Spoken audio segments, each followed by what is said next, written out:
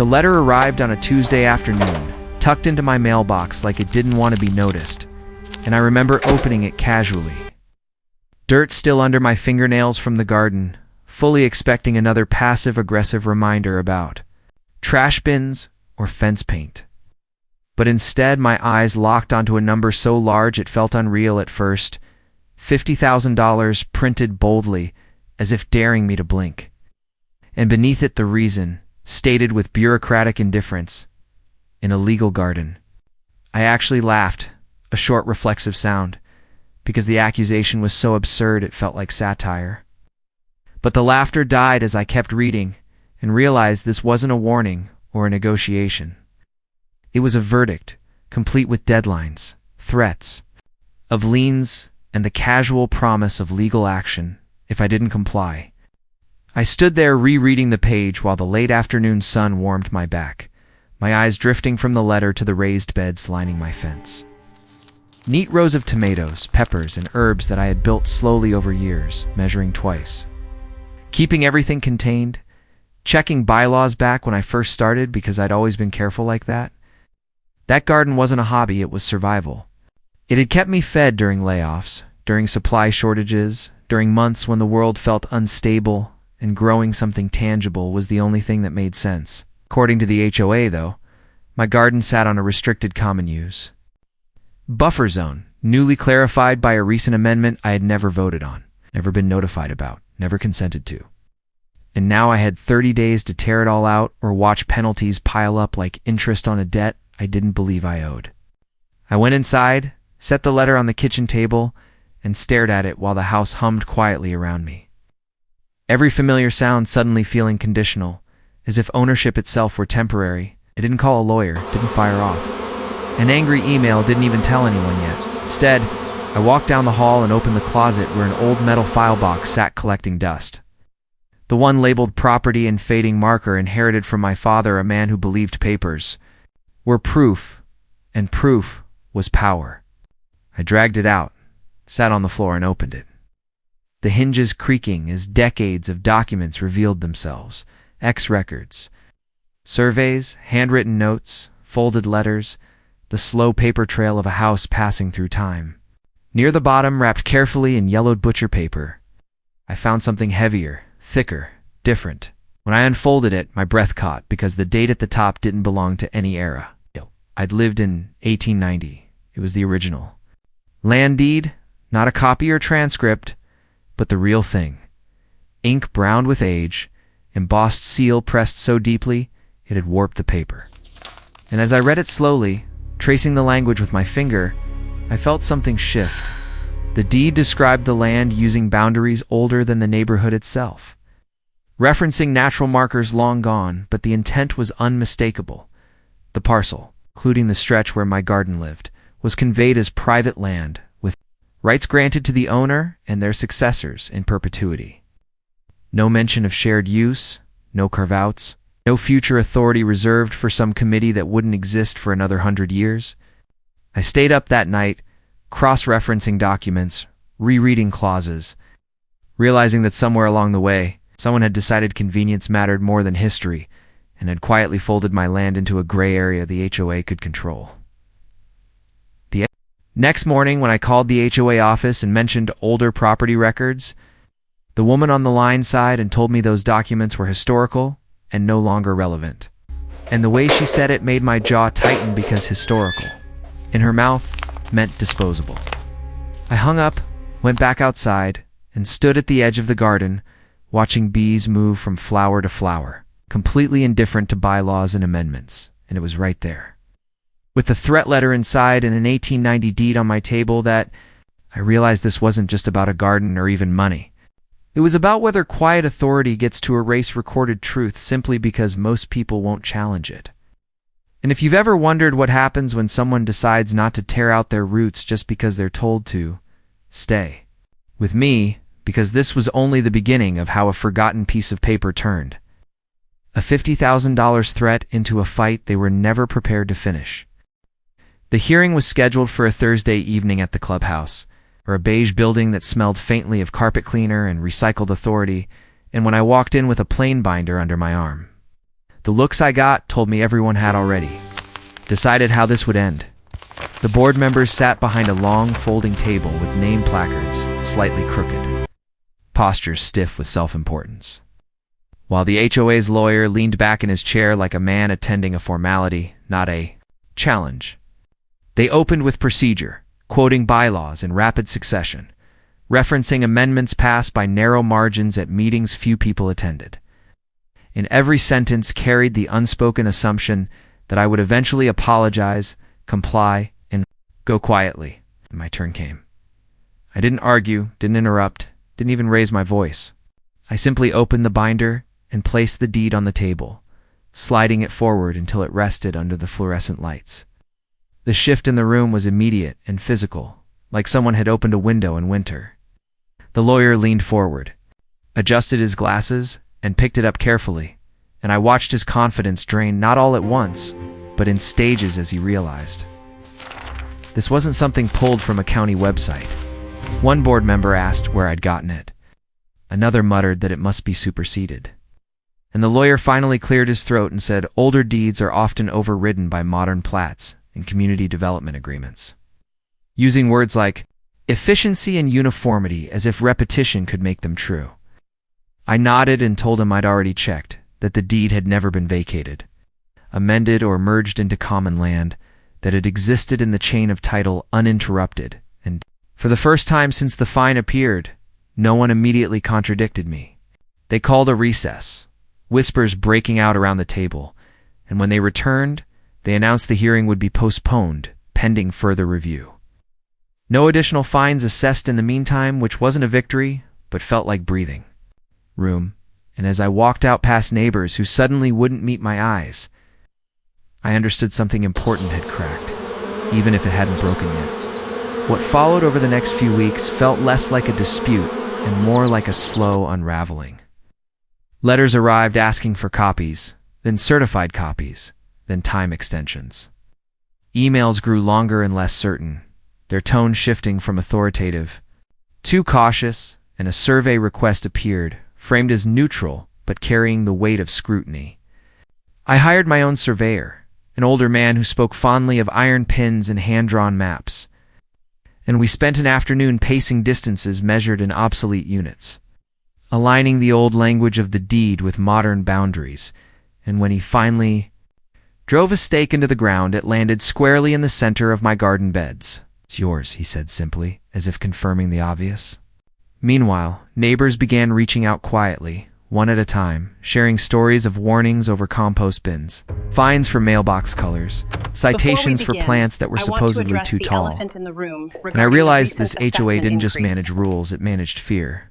The board escalated in response, accusing me of disrupting community harmony and selectively interpreting history, a phrase so ridiculous it almost made me laugh, and scheduled a closed-door session with their lawyer present, this time requesting my attendance with legal representation. I found a lawyer who didn't flinch at the age of the deed, who understood that property law doesn't decay just because people forget it. And when we walked into that second meeting, the tone had shifted completely. The HOA tried to reframe the issue as usage instead of ownership, arguing that even privately owned land could be subject to aesthetic controls. My lawyer calmly introduced another document pulled from county archives, an old easement agreement, granting agricultural use and explicitly exempting the parcel from future covenants. The room tightened, voices sharpened, and after another recess, they returned with an offer, compromise, that reduced the fine and asked me to remove part of the garden in exchange for peace. My lawyer declined without hesitation, and in that moment I saw something flicker across the board president's face that hadn't been there before. Doubt. The fines hadn't scared me. The paperwork hadn't buried me. And now the thing they relied on most, my silence, was gone. And if you think institutions back down gracefully when cornered, wait until you see what happens when they realize. The precedent they're about to set might cost them far more than admitting they were wrong. The moment the HOA realized I wasn't bluffing, everything about their behavior changed. Subtle at first, then unmistakable. Like watching a bully recalibrate when the target doesn't flinch. The next letter wasn't a fine or a warning, but a request for cooperation filled with softer language that tried to disguise the same intent. We simply cannot approve Control this the budget outcome with these without new admitting fees. fault. But if we don't, the They reserves wanted will be access to my depleted by property Q4. for I inspection, refuse to wanted bankrupt the photographs homeowners of over the this. garden, wanted statements acknowledging receipt of prior notices. Each request framed as routine but clearly designed to build a paper trail they could later weaponize. My lawyer advised me to respond to nothing verbally, everything in writing, and only to what was legally required. And as we did, a strange calm settled over me. The kind that comes when fear burns off and leaves clarity behind. I started noticing how many rules existed solely because people assumed they were unchallengeable. How authority often survives not on legitimacy, but on momentum. Neighbors grew bolder as well, stopping me on walks, asking questions, sharing their own documents, and more than once I heard some version of, "I didn't know we could push back." That sentence stayed with me because it revealed the real damage the HOA had done over the years, quietly training people to shrink. The board, meanwhile, began meeting more frequently, sessions scheduled at odd hours, minutes posted late, or partially redacted. And when my lawyer requested records related to the amendment they claimed made my garden illegal, the response was delayed, then incomplete, then defensive. What finally cracked things open was a simple discrepancy. The amendment had been passed, but the parcel map attached to it was outdated. And the newer map that supposedly corrected it had never been properly recorded. In other words, the rule they were enforcing didn't legally apply to the land they were fining. When we pointed this out, their lawyers stopped returning emails for a full week. Then came a notice escalating the situation to formal enforcement, claiming known compliance and threatening court action, a move so aggressive it felt almost desperate. And that's when my lawyer suggested we stop reacting and start acting. We filed a declaratory judgment action, asking the court to affirm ownership and usage rights based on the deed, the easement, and the faulty amendment process. And the effect was immediate. Suddenly, the HOA wasn't the one setting deadlines anymore. They had to answer.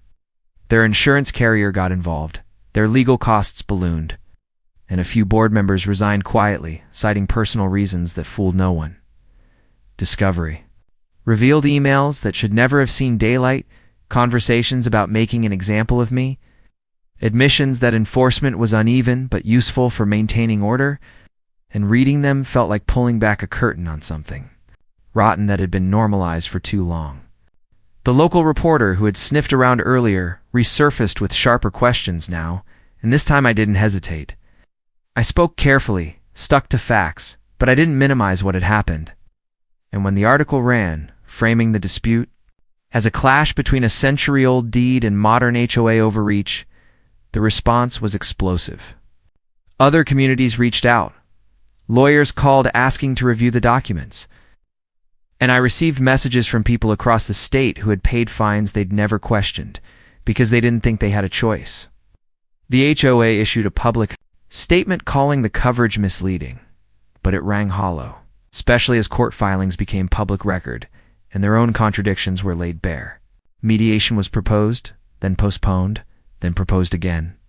Each delay making it clearer they were stalling, hoping I'd tire out or accept a quiet settlement. I didn't, not because I enjoyed the fight, but because backing down now would mean accepting that fear was the price of living where I did. When mediation finally happened, the tone was completely different from those early hearings. The bluster gone, replaced by careful phrasing and long pauses, and as offers were floated and rejected, I realized the garden had become symbolic, not just for me, but for everyone watching. This wasn't about vegetables or raised beds anymore. It was about whether recorded truth could outlast manufactured authority, whether standing firm could actually change the rules instead of just suffering under them.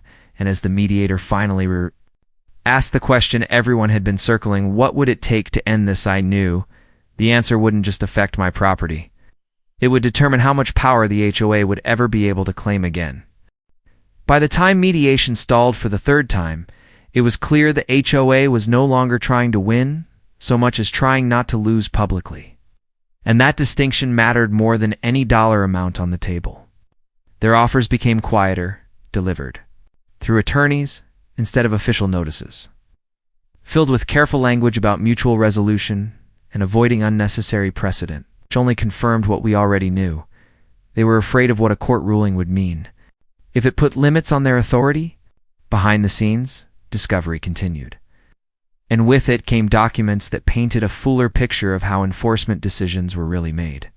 Internal emails showed board members openly discussing which homeowners were less likely to fight back, which violations could generate the largest fines, and how visible punishment helped keep the rest in line. And reading those messages was infuriating, not because they were shocking, but because they confirmed what everyone had felt for years but never proved. My lawyer moved to include these communications as evidence of selective enforcement and bad faith. And the HOA responded by attempting to seal parts of the record, citing privacy concerns that rang hollow given how casually they'd invaded homeowners' lives. Meanwhile, tension inside the community was rising.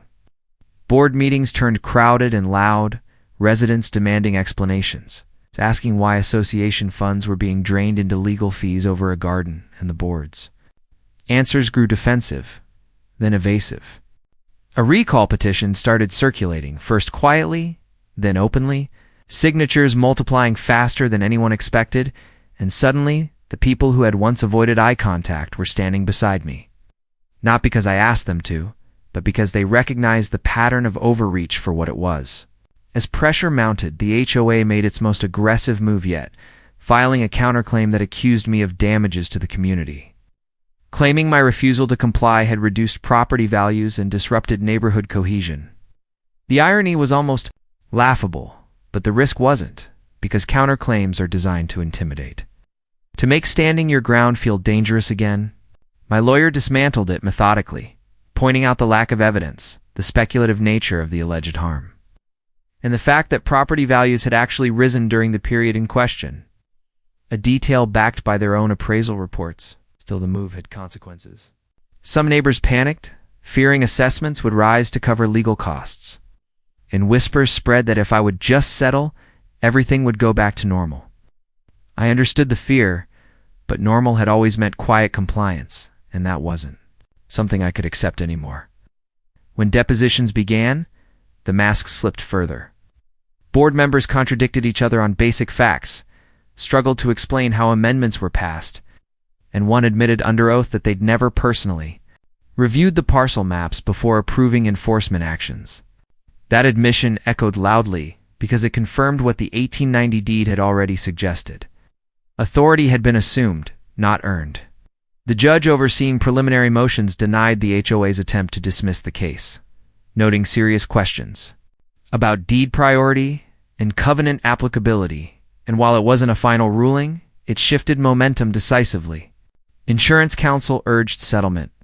Board members resigned faster, and an interim board was appointed to stabilize the association while the case moved forward. With that change came a new tone, one that finally acknowledged the possibility that mistakes had been made. The proposed settlement that followed was nothing like the first offers. The fine would be rescinded in full, legal fees reimbursed, and a formal acknowledgement issued confirming my ownership and usage rights over the garden parcel. More importantly, the HOA would revise its enforcement policies, require parcel verification before issuing fines, and open historical records review for other disputed properties. It was everything I'd wanted months earlier, except now it came wrapped in consequences no one could ignore. Accepting it meant the case would end without a sweeping court ruling. Preserving some ambiguity, but rejecting it, meant prolonging a fight that had already exposed systemic problems. I took time to think, walking through the garden in the evenings, touching leaves, listening to the neighborhood around me, aware that whatever choice I made would ripple outward. When I agreed to the settlement, it wasn't surrender. It was strategy, locking in change while the pressure was highest. The judge approved the agreement, noting its broader impact, and just like that, $50,000 fine evaporated, replaced by a written confirmation that the land was mine and always had been. The garden stayed. But what lingered after the paperwork was signed was something harder to measure. The realization spreading through the community that the rules governing their lives weren't immutable, that history mattered, that authority could be questioned and reshaped, And as the interim board prepared for new elections and neighbors talked openly in ways they never had before, it became clear this fight had grown beyond me, setting the stage for consequences the HOA still hadn't fully reckoned with. After the settlement was finalized and the paperwork filed, there was a strange lull that settled over the neighborhood. The kind that follows a storm when everything looks the same but feels permanently altered. Official notices stopped arriving. Emails from the HOA quieted, and the garden, unchanged physically, seemed to carry a new weight simply by existing. Neighbors who had once passed by quickly now slowed their steps, some offering congratulations, others asking careful questions about what the settlement actually meant for them. I told them the truth. It didn't magically erase the HOA, but it proved that its power had limits, and that alone shifted the balance. The interim board announced a full review of enforcement practices, and for the first time, meetings were well attended, not out of fear, but curiosity. People brought binders, old surveys, yellowed documents they'd never thought to question, and I watched as collective memory began resurfacing piece by piece. The myth that rules were untouchable started to crumble, replaced by a more complicated reality in which governance required accountability.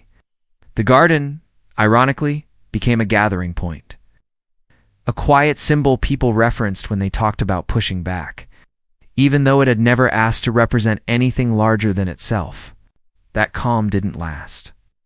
About 2 months later, I received a certified letter from the HOA's insurance carrier, not threatening but probing, requesting clarification about the deed's implications for other parcels developed during the same period. It was the first sign that my situation wasn't isolated, and soon enough, I learned why. Several homeowners had requested internal reviews of their own fines and restrictions, citing historical discrepancies, and in at least 3 cases, the HOA quietly reversed penalties rather than risk further disputes. This created a ripple effect, emboldening more people to look closely at the foundations their neighborhood had been built on, and the board struggled to contain it. Assessments were frozen temporarily to account for legal costs and reimbursements, and resentment brewed among those who blamed the conflict rather than the system that caused it. Rumors circulated that the original developer had taken shortcuts when recording parcels decades earlier. Bolding individually conveyed land into common areas for convenience, and that the HOA had inherited a patchwork of authority it never fully understood. When those rumors were confirmed through county records, the fallout intensified. A class action attorney reached out, suggesting there might be grounds for broader claims. But I declined to lead anything further, knowing the personal toll the last fight had taken. Still, the knowledge was out there now, and it couldn't be unlearned. Elections brought new faces to the board, people who ran on transparency and reform rather than control. And while skepticism remained, the tone changed in tangible ways. Enforcement letters required board votes, fines needed documented justification, and historical records were digitized and made accessible, all steps that would have seemed unthinkable a year earlier. The garden remained untouched, but I noticed something else too. More gardens appearing across the neighborhood, raised beds popping up where lawns once dominated, compost bins tolerated instead of fined, small acts of autonomy taking root. The irony wasn't lost on anyone. What had been labeled illegal had become inspiration. Of course, not everyone was happy. A few longtime enforcers sold their homes, complaining that the neighborhood was losing standards, but property values held steady, even increased, undermining one of the HOA's favorite threats. Through it all, I remained cautious, aware that systems have long memories, and that reform can always reverse if vigilance fades. The deed stayed in its protective sleeve, but copies of it circulated widely now, not as a weapon but as a reminder that history doesn't vanish just because it's inconvenient. As months passed, the story continued to spread beyond the neighborhood. Cited in online forums, referenced in quiet legal seminars, and sometimes I'd receive a message from a stranger saying they'd challenged a fine or demanded proof because of what I'd done. Those messages mattered more than any reimbursement check. They meant the fight had accomplished something less visible, but more durable, shifting how people understood their relationship to authority. Still, I knew the final reckoning hadn't arrived yet, because the original board members who had pushed the fine so aggressively hadn't said a word publicly, and power rarely disappears without one last attempt to reclaim itself. The silence from the former board members didn't last forever, and when it broke, it did so in a way that reminded me why the fight had been necessary in the first place.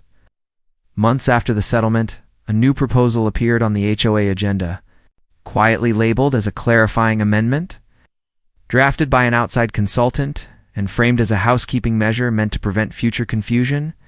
On the surface, it looked harmless, full of neutral language about standardization and consistency, but when I read it closely, the intent was obvious. It attempted to retroactively consolidate disputed parcels under HOA control, effectively erasing historical distinctions by majority vote.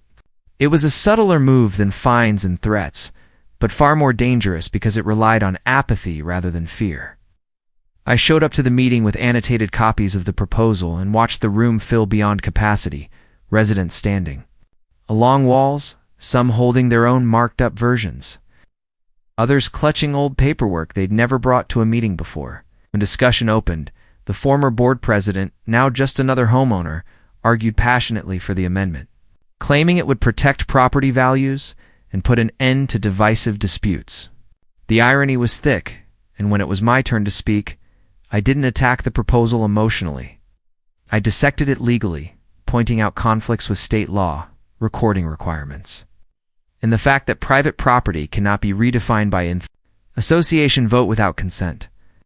Others followed, emboldened, sharing stories of past overreach, misapplied fines, and the stress that had come with feeling powerless in their own homes.